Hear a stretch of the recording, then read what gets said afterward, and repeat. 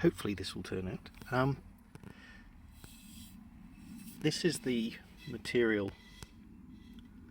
This pad here is the sort of orangey yellow clay, which was pretty much a ceramic, with the exception of one or two small pieces that were probably intrusive.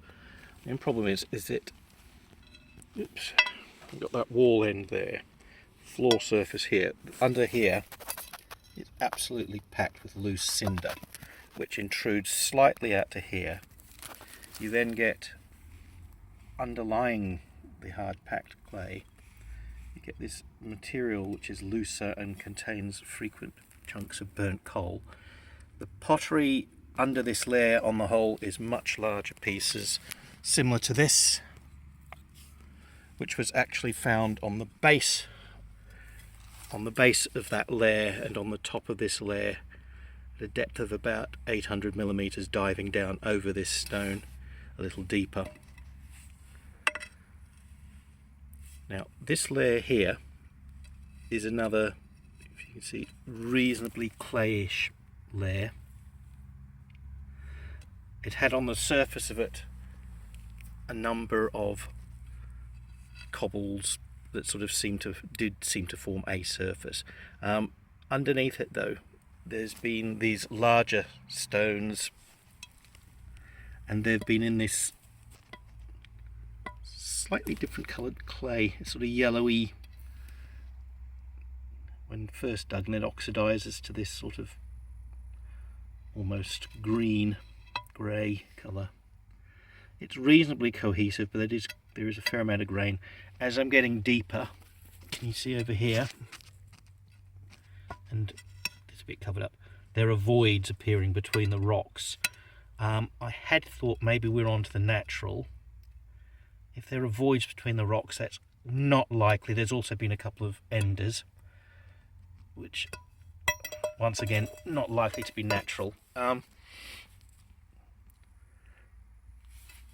There's a hollowing. It's not likely to be caused by water either, the hollow, because there are natural drainage points all around. So far the only material that I've found in this is stuff that's been right at the horizon between the grey stuff with the coal in and this stuff. I've found no bits. There's occasional bits of, very small bits of burnt coal and smeary charcoal, but that's quite easily intrusive. There's a lot of root activity in here still, and there's still quite a lot of worm activity, surprisingly, at this depth. We're now round about a metre down from the top.